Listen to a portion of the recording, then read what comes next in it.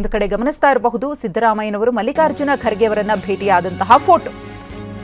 ಇನ್ನು 4 ಡಿಸಿಎಂ ಸ್ಥಾನದ ಬಗ್ಗೆ ಹೈಕಮಾಂಡ್ ಮಟ್ಟದಲ್ಲಿ ಚರ್ಚೆ. ಡಿಸಿಎಂ ಸ್ಥಾನವನ್ನ ಪಡೆಯಲು ಕಾಂಗ್ರೆಸ್ ನಾಯಕರಲ್ಲಿ ಫೈಟ್. ಸಮುದಾಯದ ಶಾಸಕರ ಬೆಂಬಲ ಪಡೆಯಲು ಪ್ಲಾನ್ ಮಾಡಿಕೊಂಡಿದ್ದಾರೆ.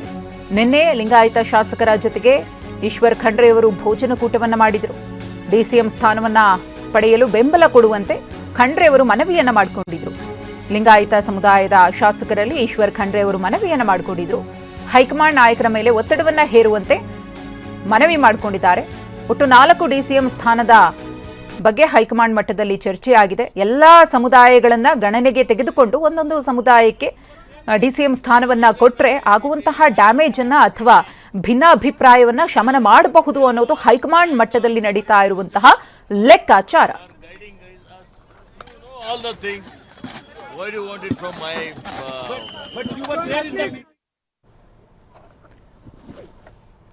ಸಾಕಷ್ಟು ಮಂದಿ 4 ಡಿಸಿಎಂ ಸ್ಥಾನ ಸೃಷ್ಟಿಯಾದ್ರೆ ಅದರ ಮೇಲೆ ಕಣ್ಣಿಟ್ಟಿದ್ದಾರೆ. ಈಶ್ವರ್ ಖಂಡ್ರೆ ಅವರು ಕೂಡ ಆಕಾಂಕ್ಷಿಗಳಲ್ಲಿ ಒಬ್ಬರಾಗಿದ್ದಾರೆ. ಈಗಾಗಲೇ ಆ ನಿಟ್ಟಿನಲ್ಲಿ ಒಂದಷ್ಟು ಪ್ರಯತ್ನಗಳು ಕೂಡ ಈಶ್ವರ್ ಖಂಡ್ರೆ ಅವರಿಂದ ನಡೀತಾ ಇದೆ ಅನ್ನೋದು ಗೊತ್ತಾಗ್ತಾ ಇದೆ. ಭೋಜನಕೂಟವನ್ನು ಕೂಡ ಆಯೋಜನೆ ಮಾಡಿದ್ರು, ಚರ್ಚೆಯನ್ನ ಮಾಡಿದ್ದಾರೆ.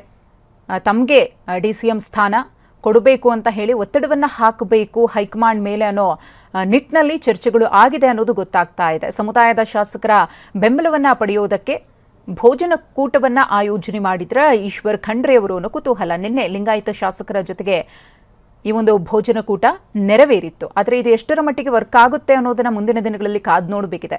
ಹೈಕಮಾಂಡ್ ತಲೆಯಲ್ಲಿ 4 ಡಿಸಿಎಂ ಹುದ್ದೆಗಳನ್ನ ಸೃಷ್ಟಿ ಮಾಡಬೇಕು ಅಂತ ಇದ್ರೆ ಯಾರ್ಯಾರು ಅನ್ನೋ ಹೆಸರು ಕೂಡ ಅವರ ತಲೆಯಲ್ಲಿ ಖಂಡಿತವಾಗಿಯೂ ಕೂಡ ಇದ್ದೇ ಇರುತ್ತೆ. ಅವರ ತಲೆಯಲ್ಲಿರುವಂತಹ ಹೆಸರು ಈಗ ಆ ಸ್ಥಾನದ ಮೇಲೆ ಕೂರಬೇಕು ಅಂತ ಹೇಳಿ ನಿರೀಕ್ಷೆಯನ್ನ ಇಟ್ಕೊಂಡಿರುವವರು ಇರ್ತಾರಾ? ತಾಳೆ ಆಗುತ್ತಾ? ಅದಕ್ಕೆ ಕುತೂಹಲ ಇದೆ. ಎಂಬಿ ಪಾಟೀಲ್ ಪರಮೇಶ್ವರ್ಗೆ ಹೈಕಮಾಂಡ್ ಬುಲಾವ್ ಹಿನ್ನೆಲೆಯಲ್ಲಿ ದೆಹಲಿಗೆ ತೆರಳಿದ ಇಬ್ಬರು ನಾಯಕರು ತೀವ್ರ ಕುತೂಹಲವನ್ನ ಕೆರಳಿಸಿದ ಹೈಕಮಾಂಡ್ನ ಈ ಕರೆ. ಮಾಜಿ ಸಚಿವ ಎಂಬಿ ಪಾಟೀಲ್ ಅವರಿಗೆ ಹಾಗೆಯೇ ಡಾಕ್ಟರ್ ಜಿ ಪರಮೇಶ್ವರ್ ಅವರಿಗೆ ಕರೆ ಬಂದಿದೆ ಹೈಕಮಾಂಡ್ನಿಂದ. ಹಾಗಾಗಿ ಬೆಂಗಳೂರಿನಿಂದ ದೆಹಲಿಗೆ ಹೊರಟಿದ್ದಾರೆ ಎಂಬಿ ಪಾಟೀಲ್ ಅವರು, ಡಾಕ್ಟರ್ ಜಿ ಪರಮೇಶ್ವರ್ ಅವರು. ಈಗಾಗಲೇ ನಾವು ಮಾತನಾಡ್ತಾ ಇದ್ವಿ, 4 ಡಿಸಿಎಂ ಹುದ್ದೆಗಳ ಸೃಷ್ಟಿಯ ಬಗ್ಗೆ ಹೈಕಮಾಂಡ್ ನಿರ್ಧರಿಸಿದೆ, ಆ ಚಿಂತನೆಯನ್ನ ಮಾಡಿದೆ ಅಂತ ಹೇಳಿ. ಆ ಪೈಕಿ ಡಾಕ್ಟರ್ ಜಿ ಪರಮೇಶ್ವರ್ ಮತ್ತು ಎಂಬಿ ಪಾಟೀಲ್ ಅವರ ಹೆಸರು ಕೂಡ ಇದೆಯಾ ಅನ್ನೋ ಕುತೂಹಲ ಇದೆ.